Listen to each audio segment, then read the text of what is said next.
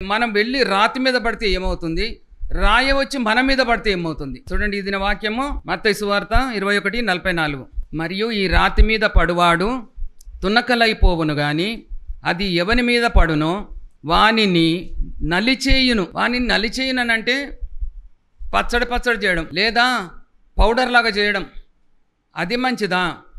మనము తట్టు తగిలి పడిపోతాం, రాయి తగిలి పడిపోతాం, ఏమవుతుంది? మనకు చిన్న దెబ్బలు ఏమో తగులుతాయి, లేదా ఫ్రాక్చర్ ఏదో అవుతుంది. ఆఖరికి దానికి ఆపరేషన్ చేసి రాడ్ వేస్తే మనం బాగైపోతాం. ఈ రాతి మీద పడువాడు తునకలైపోతుండు, కానీ ఈ రాయి ఎవరి మీద పడుతుందో వాడు మాత్రము స్మాష్ అయిపోతాడు అన్నట్టు. కాబట్టి ఈ రాయి ఎవరు, ఎందుకు రాతి మీద పడాలి, ఎందుకు రాయి ఎందుకు వచ్చేసి మన మీద పడాలి, మనం నేర్చుకుందాం. యేసు ప్రభు 3.5 సంవత్సరాలు ఆయన సేవ చేశాడు. ఈ కాలము కొంతమంది చెప్తారు, నేను 40 సంవత్సరాలు సేవ చేశాను, 45 సంవత్సరాలు 50 సంవత్సరాలు సేవ చేశానని. చాలామంది ఎక్కువ కాలం సేవ చేస్తారు, తక్కువ ఆత్మలను రక్షిస్తారు, ఎక్కువ కాలం బ్రతుకుతారు, సేవలో ఉంటారు, కానీ పరిచర్య చేసేది మాత్రము చాలా తక్కువ. కానీ యేసు ప్రభు 3.5 సంవత్సరాలే పరిచర్య చేసి ఇంతవరకు కూడా ఆయన పరిచర్య కొనసాగుతూనే ఉన్నది. ఆయన చెప్పిన బోధలు, ఆయన చేసిన మహత్కార్యములు, సూచక క్రియలు అన్నీ కూడా మనం నెమ్మది వేసుకుంటున్నాం. ఆయనను మనం మహిమపరుస్తున్నాం. ఆయన పేరు చెప్పి ఎంతోమంది రక్షణలోకి నడిపిస్తున్నాం. దేవుని ఉగ్రత మన మీదకి వచ్చిందంటే ఉండలేము ఈ భూమి మీద. యేసు ప్రభు బోధలు ఏమని చెప్పిండనంటే, ఆయన చనిపోకంటే ముందే నేను చనిపోతానని చెప్పాడు, సమాధి చేయబడకంటే ముందే సమాధి చేయబడతానని చెప్పాడు, పునరుత్థానం కాకంటే ముందే పునరుత్థానం అవుతానని చెప్పాడు. కాబట్టి ఆయన చెప్పేవన్నీ కూడా రుజువు అవ్వడానికి ఆయన ప్రత్యక్షమయ్యాడు. హల్లెలూయా. కాబట్టి ఆయన చాలా గొప్ప పరిచర్య చేసి రోగులను స్వస్థపరిచాడు, నీటిని ద్రాక్షరసం అద్భుతాలు చేశాడు. ఆయనకు బైబిల్ అంతట్లో 252 బిరుదులు ఉన్నవి. అందులో ఒక బిరుదు రాయి, ఒక బిరుదు బండ. కొరింథీ 10వ అధ్యాయంలో ఏమంటాడు? ఆ బండ క్రీస్తే. ఆయన బండలాగా ఆయన రుజువు చేసుకున్నాడు. సియోనులో పునాది రాయిని నేనే, పునాది వేసిన వాడను నేనే. హల్లెలూయా. ఆయన రాయి, ఆయన బండ. కాబట్టి అవి రెండు కూడా వేర్వేరు అర్థాలు ఉన్నాయి, వేర్వేరు భావాలు ఉన్నవి. కానీ మనము రెండు కూడా అది యేసు ప్రభువుకు సాదృశ్యంగా ఉన్నవని ప్రభువు మాట్లాడుతున్నాడు. అయితే ఆయనను ప్రతి ఒక్కరు కూడా వేలెత్తి చూయించారు. అప్పుడు చూయించారు, ఇప్పుడు కూడా చూయిస్తున్నారు. ఆయన దేవుడు కాదని, ఆయన మామూలు మనిషి అని, ఇలాగ అందరూ కూడా ఆయన ఒక వివాదానికి ఆస్పదమైన గుర్తు అని సుమయోను ప్రవక్త చెప్పాడు. లూకా సువార్త 2వ అధ్యాయం. ఆయన చెప్పిన ప్రకారంగా, ఆయన ప్రవచించిన ప్రకారంగా యేసు ప్రభువును ఆయన ఏం చేస్తాడంటే, నీవు దేవునివి కాకుండా దేవుని కుమారుడవని, నీవే దేవునివని చెప్పుకుంటున్నానని చెప్తున్నాడు అని ఆయనను ఏం చేశారు? నిషేధింపబడిన రాయిలాగా, లేదా ఆయనను ఒప్పుకోకుండా ఆయన క్రీస్తు కాడు అని, ఆయన మెస్సియ కాదని, ఆయన దేవుడు కాదని అలాగూ ఆయనను అందరు కూడా నివారించారు. కాబట్టి ఇలాంటి సందర్భాల్లో శాస్త్రులు, పరిసయ్యులు, ధర్మశాస్త్రోపదేశకులు, సద్దూకయ్యులు వీళ్ళందరూ మతనాయకులు యేసును వెంబడిస్తున్నటువంటి దినాల్లో యేసు ప్రభు చెప్పినటువంటి మాటలు ఏంటి అని అంటే, ఇల్లు కట్టువారు నిషేధించిన రాయి మూలకు తలరాయి ఆయను. మత్తయి సువార్త 21:42. ఇల్లు కట్టువారు నిషేధించిన రాయి, ఇది నిషేధింపబడిన రాయి. రాయి అంటున్నాడా? రాయి అనంటే యేసు ప్రభుకే సాదృశ్యం. ఈయన నిషేధించబడిన రాయి, ఈయన మూలరాయి, ఈయన తలరాయి. ఇందులో 3 రకాలు ఉన్నాయి. ఈ రాతి మీద పడువాడు తునకలైపోవును గాని కదా, యాక్సిడెంట్ అయితే కూడా దేవుణ్ణి మనం నిషేధిస్తున్నాం, కానీ ఆయన నిషేధింపబడిన రాయి, మూలరాయి, ఆయన తలరాయి. కాబట్టి ఎవరైతే ఆ రాయి మీద పడతారో వాళ్ళు వేరేగా ఉంటారు, రాయి వచ్చి మన మీద పడింది అనుకో వాళ్ళు వేరేగా ఉంటారని ఇక్కడ మరి ఏది మంచిదో మనం తెలుసుకుందాం. ఏది మంచిది? మనం పోయి రాయి మీద పడడం మంచిదా, రాయి వచ్చి మన మీద పడడం మంచిదా? అక్కడ క్లియర్గా చెప్తున్నాడు కదా, ఈ రాయి మీద ఎవరు పడతారో వాడు ముక్కలైపోతాడు, తునకలైపోతాడు అంటున్నాడు, ముక్కలైపోతాడు. కానీ ఈ రాయి ఎవరి మీద పడుతుందో అవన్నీ పచ్చడి పచ్చడి చేస్తుందంట. అంటే వాడు అసలు ఉండనే ఉండడు, స్మాష్ అయిపోతాడు. అంటే ఏంది? మనం పోయి రాయి మీద పడడమే మంచిది. హల్లెలూయా. ఈ రాయి అనేది, బండ అనేది వేర్వేరు అర్థాలని చెప్పాను కదా. రాయి అనేది గుండ్రంగా ఉంటుంది, నున్నగా ఉంటుంది. దావీదు 7 లోయలకు వెళ్ళి 5 రాళ్ళ ఏమంటాడు? 5 నున్నని రాళ్లను తీసుకొని తన వలలో వేసుకున్నాడని. 5 నున్నని రాళ్ళు నున్నగుంటున్నవి, బండ చతురస్రంగా ఉంటుందని మనం నేర్చుకుంటున్నాం. కాబట్టి బండ పెద్దగా ఉంటుంది, రాయి కూడా పదార్థం ఒకటే అయినా అది చిన్నగా ఉంటుంది. కానీ ఇలా రాళ్ళు చిన్నగా ఉన్నవి, చిన్న బండలు కూడా ఉన్నవి. కొండరాళ్ళ వంటివి, బండరాళ్ళ వంటివి, చెకుముకి రాళ్ళు, నాపరాళ్ళు, చలవరాళ్ళు, గుండ్రాళ్ళు, పలుగురాళ్ళు, ఎన్నో రాళ్ళు ఉన్నాయి. అందులో యేసుప్రభు ఒక రాయి. హల్లెలూయా. ఆ రాయిని ఏమంటున్నాడు ఆయన? నిషేధించిన రాయి, ఇంకా మూలరాయి, ఇంకా తలరాయి. తలరాయి అంటే అధికారంకు సూచిస్తుంది. తల అంటే ఏంది? బాస్ కదా. మనం ఎలాగో ఇంట్రడ్యూస్ చేస్తాం. మా చిన్నోడు వాళ్ళ ఆఫీసర్ వస్తే ఏమంటాడు? ఈయన మా బాస్ అంటాడు. అంటే ఈయన మా హెడ్. మన హెడ్ అంటేనే నా హెడ్ అంటే నా తల అని అంటామా? మనం ఇన్ఛార్జ్ ఎవరున్నారు, సూపర్వైజర్ ఎవరున్నారు, పెద్ద ఆఫీసర్ ఎవరున్నారు, వాళ్ళు ఏమంటాం మనము?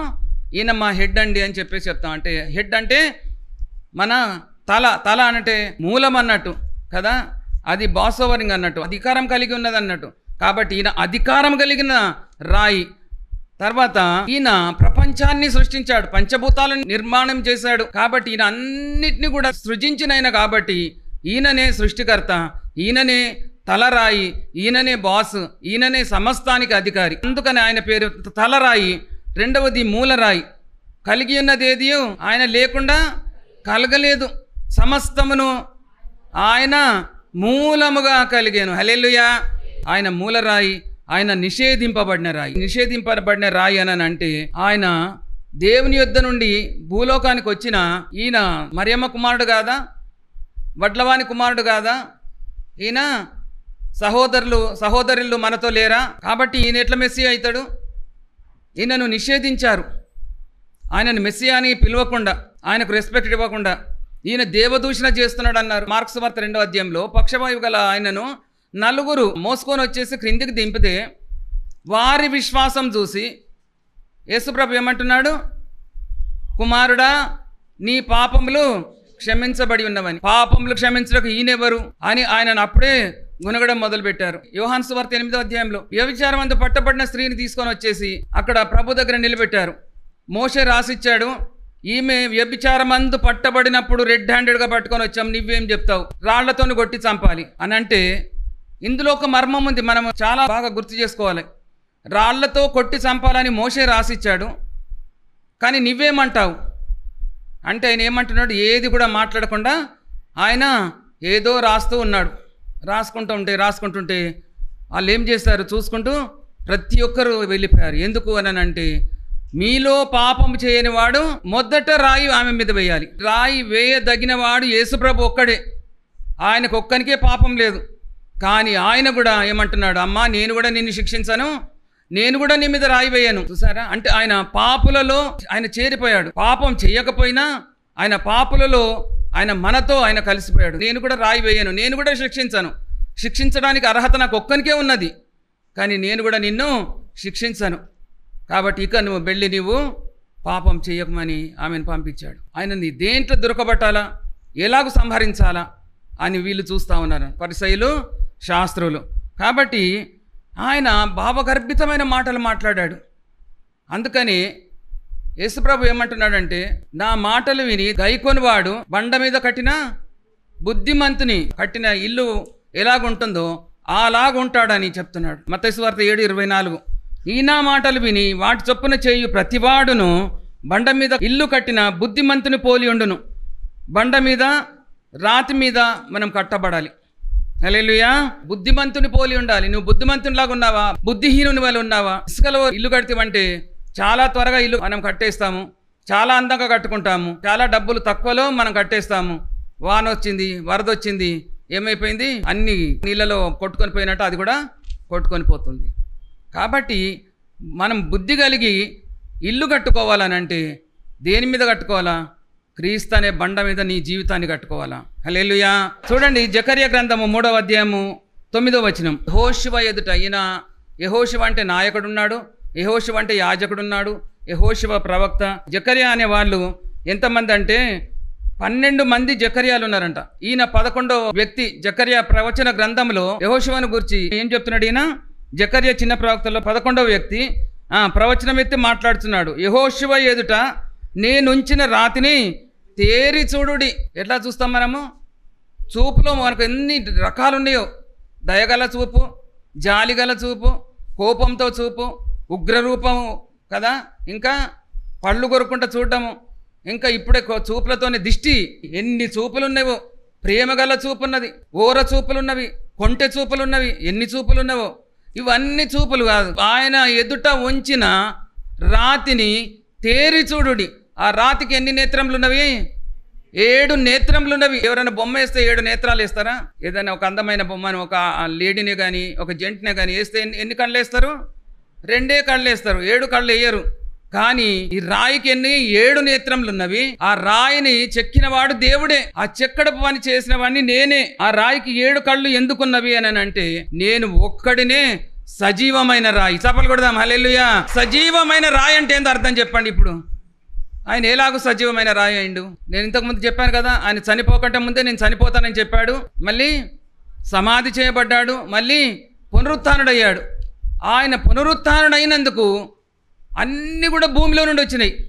ఆయన ప్రథమ ఫలం అని ఎందుకంటారు? ఆయనను యేసుక్రీస్తు ప్రథమ ఫలం. మనం భూమిలో విత్తనం వేస్తే అవన్నీ కూడా మొలకెత్తుతాయి, కానీ మనుషులను వేస్తే మొలకెత్తారా? ఆయన ఒక్కడే సజీవుడై పైకి వచ్చాడు. ఆయన అందుకనే ప్రథమ ఫలం. భూమిలో విత్తనం విత్తితే అది చచ్చిపోయి దాని మొక్క పైకి వస్తుంది. కానీ తండ్రి ఎలాగో విత్తాడు, ఎలాగో సమాధి చేయబడ్డాడో అలాగే మహిమ శరీరం తానే లేచాడు.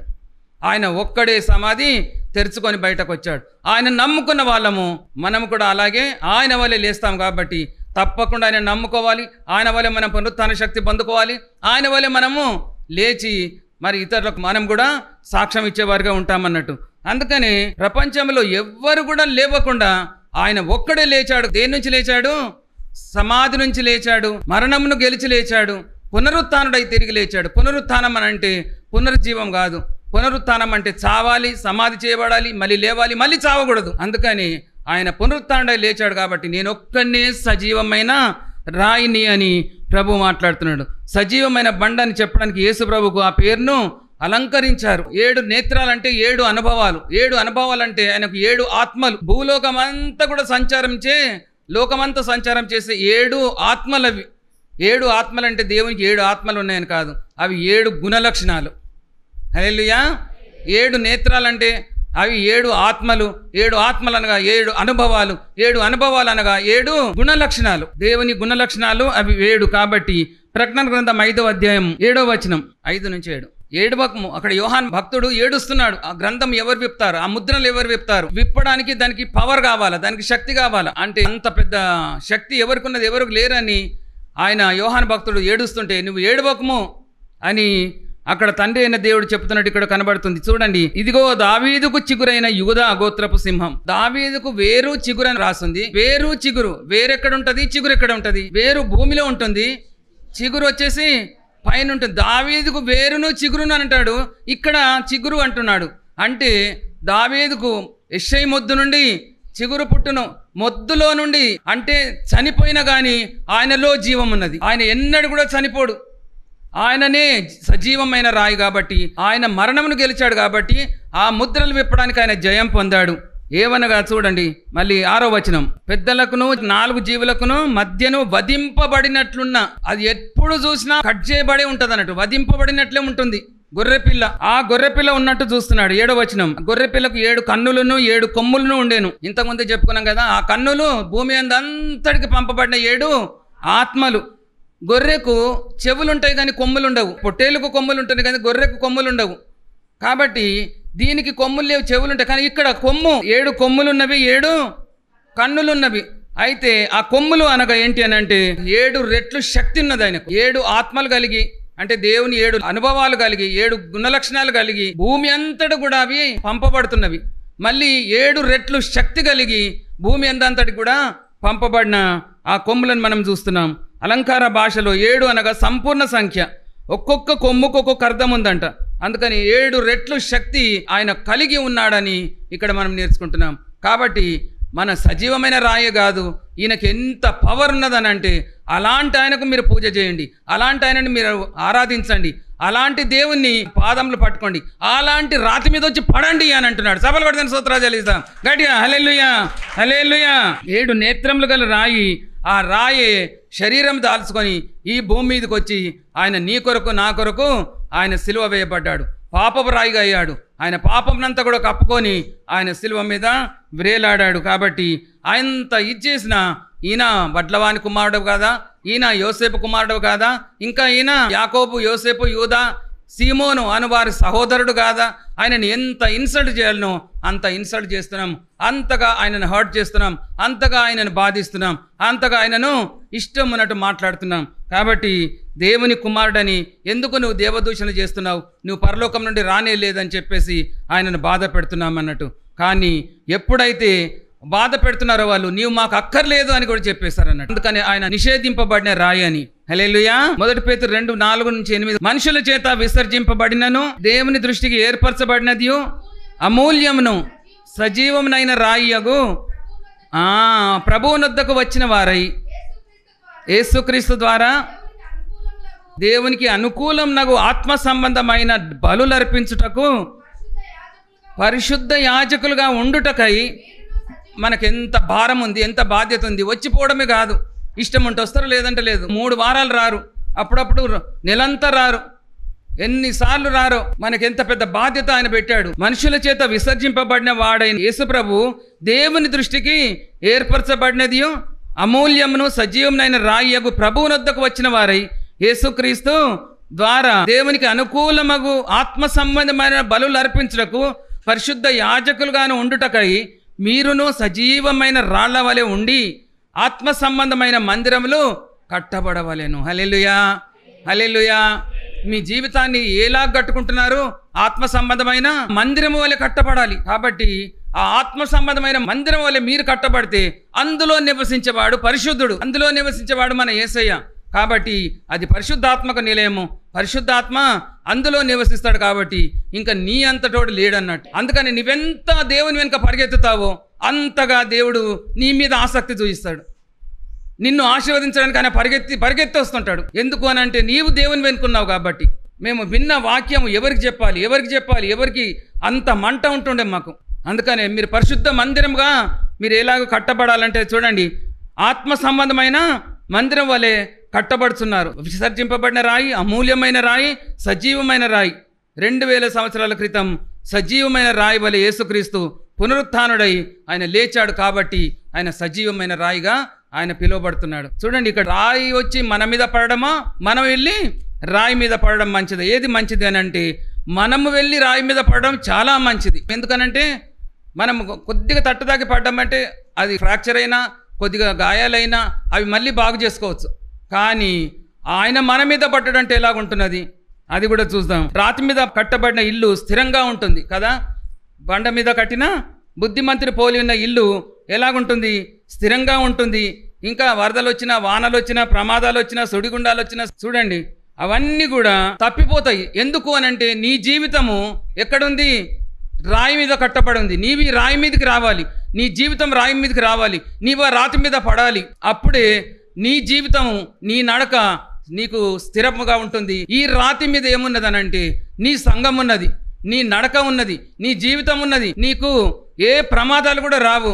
నీవు అనుకున్నట్టు నీకు ప్రమోషన్ రాలేదా, నీకు ఉద్యోగం లేదా, నా దేవుని కంటే ఎక్కువ ఏది కాదు. కానీ నా దేవుని మీద నా జీవితాన్ని నేను కట్టుకుంటే నాకు పెళ్లి కావాలనంటే నాకు మంచి మొగుడు వస్తాడు, మంచి భార్య వస్తుంది, అలాగే మంచి పిల్లలు వస్తారు, వాళ్ళు కూడా దైవభక్తి కలిగి ఉంటారు, వాళ్ళు మన పరిశుద్ధ జీవితం ఉంటున్నది. తర్వాత ప్రతి ఒక్కరి చేత నీవు శభాష్ అని పిలువబడతావు. చప్పలు కూడా స్తోత్రాలు చెల్లిస్తాం. లేదా నీవు ఎక్కడ క్లబ్లో పడ్డావా, నువ్వు రాతి మీద పడుతున్నావా, నీ జీవితం ఇలాగుంటుంది. క్లబ్లో పడుతున్నావా, పబ్లో పడుతున్నావా, హోటల్లో పడుతున్నావా, సారా దుకాణంలో పడుతున్నావా, నీ జీవితం ఎలాగైపోతుంది? అందులో మునిగితమంటే ఎవ్వరు కూడా వెతుక్కోలేరు నిన్ను. ఓ వాడా తాగుబోతు, జీవితం పాడైపోయింది. నువ్వు దేని మీద పడ్డావు? ఒక లేడీ మీదనా లేదా ధనం మీదనా, దేని మీద పడ్డావు? కానీ అది నిన్నేం చేస్తుందనంటే నలిచేస్తుంది. అదే నా యేసయ్య పాదాల మీద పడితే నీ జీవితం ఎలాగుంటున్నదో ఒక్కసారి జ్ఞాపకం చేసుకుందాం. హల్లెలూయా, హల్లెలూయా. ఆదికాండంలో ఒక ఆయన యేసయ్య పాదాల మీద పడ్డాడు. ఎవరైనా? యాకోబు. అవునా? యాకోబు రాత్రంతా ఆయన కాళ్ళు పట్టుకున్నాడు, యెహోవా దేవుని కాళ్ళు పట్టుకున్నాడు. ఆయన వదిలిండా? నన్ను వదులు, తెల్లవారుతుంది నన్ను వదులు అని అంటే కూడా వదలలే. నేను అసలు కుదరదు అంటున్నాడు. ఆయన వచ్చి ఎవరిని పట్టుకున్నాడు అంటే ఆఖరికి నీ పేరేమని అడిగితే ఏమని చెప్పాడు? నా పేరు యాకోబు అని చెప్పాడు. అక్కడ ఒప్పుకున్నాడు. కాబట్టి నీవు యేసయ్య దగ్గరకు వచ్చేసి ఆయన పాదాల మీద పడితేవంటే నీ పాపపు జీవితాన్ని ఒప్పుకుంటే, నువ్వు చేసిన తప్పులు ఒప్పుకుంటే అన్నీ కూడా ఇదైపోతే నీ పేరే మార్చేస్తాడు, నీ ఊరే మార్చేస్తాడు, నీ దిశనే మార్చేస్తాడు. ఒక్కసారి నీ జీవితం టర్న్ అయిపోతుంది. టర్న్ అయిపోయిన తర్వాత ఏమైపోతుంది అని అంటే, ఆయన పేరు చూస్తే మోసగాడు యెహోవా దేవుని పాదాల మీద పట్టుకొని ఆయన తొడ గూటి మీద కొడితే కూడా నేను అస్సలు వదలను, నువ్వు నన్ను ఆశీర్వదించేదాకా వదలను అంటున్నాడు. అప్పుడు వదిలితే ఇప్పుడు ఏం పేరు అంటే యాకోబు. అంటే నీ పేరు యాకోబు కాదు, నీ పేరు ఇశ్రాయేల్. ఎల్ అంటే దేవుడు, ఇశ్రాయేల్ అంటే ఇశ్రాయేల్ దేవుడే దేవుడు, ఇంకా ఎవ్వరు కూడా కాదు దేవుడు. ఆయన మోసగాడు, ఆయన దేనికి పనికిరాడు, ఎప్పుడు కూడా ప్రార్థన చేసినట్టు, ఎప్పుడు కూడా దేవుని ఆరాధించినట్టు ఆయన లేడు. కానీ ఎప్పుడైతే ఆయన పేరు మార్చాడో మ్యాప్లో కూడా ఆయన పేరున్న దేశం వచ్చేసింది, ఇశ్రాయేల్ దేశం. ఆ దేశం పేరు వింటేనే ప్రపంచం గడగడం అనుకుతున్నది. దాని మీదకి ఎవరు కూడా సాటి అయిన వారు లేరు. అలాంటి దీవెనలు దేవుడు మనకిస్తాడు. ఆయన పాదాల మీద పడితే, నీ జీవితం ఆయన పాదాల మీద కట్టుకుంటే అప్పుడు స్థిరంగా ఉంటావు. నీవు అనుకున్నది అనుకున్నట్టు జరుగుతుంది. అలాగే కాకుండా నీ పేరు మారుతుంది. అలాగే కాకుండా దేవుడే నీకు స్వయాన దర్శనం ఇస్తున్నాడు. హల్లెలూయా. దేవుడే నీకు స్వయాన దర్శనం ఇచ్చి ఆయననే నీతో మాట్లాడుతున్నాడు, ముఖాముఖైన మాట్లాడుతున్నాడు. కానీ దేవుడే ఈ రాయి వచ్చి మన మీద పడితే ఏమవుతుంది? సొదొమ గొమొర్రా మీద పడ్డది, ఏమైంది? దేవుడు నేను చేయబో కార్యం అబ్రహాముకు దాచేదనా అని. అప్పుడు అబ్రహాం ఏం చేస్తున్నాడు? ఆయన బ్రతిమలాడుతుండు, అయ్యా ఇంతమంది ఆఖరికి 10 మంది కూడా లేరు. అందుకని దాని మీదకి ఉగ్రత వచ్చేసింది. క్షణంలో అది భస్మం అయిపోయింది. అగ్ని గంధకాలు ఆకాశం నుండి దాతాను, అబీరాములు, కోరహులు భూమి నెరవేర్చి వాళ్ళు లోపలికి వెళ్ళిపోయారు. వాళ్ళకి కలిగిందంతా కూడా అందులోకి వెళ్ళిపోయింది. అలాంటి ఉగ్రత మనకి ఇంకా ఏది కూడా మిగిల్చకుండా చేసేస్తాడు దేవుడు. ఆయన వచ్చి మన మీద పడడం కాదు. దావీదుకు ఒకసారి సాతాను ప్రేరేపణ ఏంటి? ఇశ్రాయేలు ఎంతమంది ఉన్నారో లెక్క చెప్పమంటాడు యోవాబుతో. అయ్యా ఎందుకు ఇంకా డబ్బులు కానీ ఇంకా ఎక్కువ కానీ ఎందుకు ఇలాంటి బుద్ధి ఎందుకు పుట్టింది నీకంటే, నాకు ఇప్పుడు కావాలని మొండితనం చేస్తాడు. అప్పుడు ఆయన అందరు లెక్క కట్టేసి లేవీలను తప్పించేసి తక్కింది అంత లెక్క రాసిస్తాడు. ఇచ్చే వరకు దేవుని ఉగ్రత రాని వచ్చింది. 3 సంవత్సరాలు కరువు కావాలన్నా, 3 నెలలు శత్రువుల ధర్మాలనా, లేదా 3 దినములు దేవుని చేత శిక్ష కావాలా? ఏది కావాలా? నేను చాలా చిక్కులు పడి ఉన్నాను, దేవుని చేతిలో పడడమే నాకు మంచిది అనిపిస్తుందని. ఒక్క దినంలో కాదు, సంహార దూత కొన్ని నిమిషాల లోపల 70,000 మందిని చంపేశాడు. అప్పుడు దేవుడు పశ్చాత్తాపడ్డాడు, సంహార దూతను ఆపమన్నాడు. ఆయన వచ్చి మన మీద పడితే ఎలాగూ. అందుకని చూడండి మత్తయి సువార్త 27-24 యేసు ప్రభువును సిలువేశారు. సిలువ వేయడానికి పిలాతో అప్పగించాడు. వద్దు, పిలాతు అంటున్నాడు ఆయన ఏ నేరం చేయలేదు అని అంటే, ఆ నేరం చేశాడో చేయలేదో నాకు తెలియదు, కానీ ఆయన మాత్రం సిలువ వేయాలని జనులందరూ కూడా ఏకకంఠంతో అరిసే వరకు పిలాతు ఆయన స్వరం ఎక్కడ పోయిందో కేకలే గెలిచాయి. కాబట్టి నేను నిరపరాధినైన చేతులు కడుక్కొని ఆయన యేసు ప్రభును ఆ అల్లరి ముఖకు అప్పగించినప్పుడు వాళ్ళకు సిలువకు తీసుకొని పోయేటప్పుడు వాళ్ళు ఏమంటారు? కిందికి చదువు. వాని రక్తము మా మీదను మా పిల్లల మీదను ఉండునుగాక. హల్లెలూయా, హల్లెలూయా. ఆ మాట అందరు గుర్తుపెట్టుకోవాలా. రాయి వచ్చి మన మీద పడితే ఏమవుతుంది అని అంటే, యేసు ప్రభువును చంపేశారు, యేసు ప్రభువును సిలువేశారు, యేసు ప్రభువును సమాధి చేశారు, యేసు ప్రభు తిరిగి లేచాడు. లేచిన తర్వాత క్రీస్తు శకము అంటే యేసు ప్రభు వచ్చి తిరిగి పునరుత్థానం అయిన తర్వాత 50వ సంవత్సరం రోమా చక్రవర్తి నీరో ఇశ్రాయేల్ మీద యుద్ధానికి వచ్చి 30,000 మంది యూదులను చంపేశాడంట, నరికాడంట. తర్వాత నీరో కుమారుడు 60 సంవత్సరాలకు వచ్చి 1,00,000 మంది యూదులను నరికాడంట. తర్వాత హిట్లర్, తర్వాత టైటస్ చక్రవర్తి ఆయననైతే దేవాలయాన్ని కూడా మొత్తము కింద నుంచి పెకిలించాడు, పునాది రాళ్ళను కూడా పెకిలించాడు. ఎందుకనంటే పునాది రాళ్ళు కూడా బంగారంతో కట్టబడ్డాయి. ఆ బంగారం అంతా ఒలుచుకోవడానికి ఆ మందిరం అంతా కూడా ఆయన ఏం చేశాడు? పెళ్ళగించి ఆ పునాది రాళ్ళంతా కూడా ఒలిచేసి బంగారం అంతా ఒలుచుకొని అక్కడ ఉన్న యూదులందరినీ చంపేసి, ఎంత భయంకరంగా అంటే 4 కిలోమీటర్లు అంటండి, 10 లక్షల మందిని ముక్కలుగా నరికారంట. కొన్ని మైళ్ళ దూరం రక్తం పారిందంట యూదులది, ఇశ్రాయేలీలది. ఎందుకు? ఆ రక్తం మా మీదను మా పిల్లల మీద. ఆ రాయి వచ్చి మన మీద పడితే మనము ఏమైపోతాము? పచ్చడైపోతాము, పౌడర్ లాగా అయిపోతామంట. కాబట్టి అయ్యా మీరు వచ్చి మా మీద పడకండి, మేము తాళలేము, మేము ఓర్చుకోలేము, మేము ఇలాంటి వారము, పురుగు వంటి యాకోబు అని అంటాడు. మనం ఏలపాటి వారము ఆయన ముందు నిలబడడానికి, దేనికి పనికిరాము. కాబట్టి రాతి మీద మనము పడడం మనకి ఎంతో మేలు. ఆయన కనికరం గల దేవుడు, ఆయన దయా సంపూర్ణుడు, ఆయన కృప కలిగిన దేవుడు. ఆయన చేస్తానన్న కీడు చేయక ఆయన సంతాపపడతాడు. కానీ ఆయనను మనం ఇంకా రెచ్చగొడితే ఆయననే మన మీద పడి మనల్ని ఎక్కడ లేకుండా చేసేస్తాడు. అసలు యూదా ఇస్కరియోతు ఆయన పేరు లేదు, ఆయన ఊరు లేదు, ఆయన ఇల్లు లేదు, ఆయన పిల్లలు లేరు, ఆయన వంశమే లేదు. ఏది మంచిది? మనం వెళ్ళి ఆ రాయి మీద పడడం మంచిదా? రాయి వచ్చి మన మీద పడడం మంచిది. రాతి మీద పడిన వాడు తునకలైపోతాడు, కానీ ఈ రాయి ఎవరి మీద పడిన వాడిని నలి చేయనని యేసు ప్రభు అక్కడ ఉన్న జనాంగంతో చెప్తున్నాడు, శాస్త్రతో పరిసరితో అందరితో చెప్తున్నాడు. అది నెరవేరింది ఆయన చనిపోయి లేచిన తర్వాత. హల్లెలూయా, గట్టి హల్లెలూయా. అందుకని ఆయన లేచాడు, ఆయన పరలోకంలోకి ఎక్కాడు, తండ్రి కుడి పార్శ్వన కూర్చున్నాడు. నీ కొరకు నా కొరకు అని ఇంకా విజ్ఞాపన చేస్తున్నాడు. కాబట్టి ఈ వాక్యం విని ఇంకా ఎవరైనా రక్షణ నుంచి మీరు తప్పిపోయారా, రక్షణలో ఉండకుండా పడిపోయారా, లేదా బాప్తిస్మ తీసుకొని పరిశుద్ధాత్మ పొందుకొని పరిశుద్ధాత్మ రాలేకుండా ఉంటుందా, ఎలాగైనా కానీ మీరు సైతానుకు దాసులయ్యారా, మళ్ళీ ఇదే సమయము తప్పకుండా వచ్చి ఆయన కాళ్ళ మీద పడండి. అది ఈ రాతిని తేరి చూడండి, ఈ రాతికి 7 నేత్రాలు ఉన్నవి, ఈ రాతి మీద పడండి అంటే ఆయన పాదముల మీద పడండి, ఆయన పాదాలు పట్టుకోనండి. నీ స్థితి గతి అంతా మారుస్తాడు, నిన్ను ఒక మంచి వ్యక్తిగా తయారు చేస్తాడు. నీ వస్తున్నావంటే దేవుడంట ఎగిరి గంతయ్యాలంట, నా బిడ్డ నా దగ్గరికి వస్తున్నదని. తప్పిపోయిన కుమారుడు వస్తున్నాడు, తండ్రి ఎలాగో పరిగెత్తి ఆయన కౌగిలించుకోవడానికి ఎలాగో పరిగెత్తాడు, మనం వస్తున్నామంటే ప్రభువే మొట్టమొదలుగా సింహాసనం నుంచి లేచి అడుగులు ఎలాగ వేస్తున్నట్టే గంతులు వేస్తూ సంతోషంతో మనల్ని ఎదుర్కోవడానికి రావాలి. ప్రతి ఒక్కరి జీవితం కూడా ఈ దినం నుంచి ఆశీర్వాదకరంగా కావాలి. అవును ప్రభా, ఇంత చేయాలనుకున్నా ఇంత చేయలేదు, ఇంకా నేను ఎక్కువ చేసి నేను నిన్ను మహిమపరుస్తా.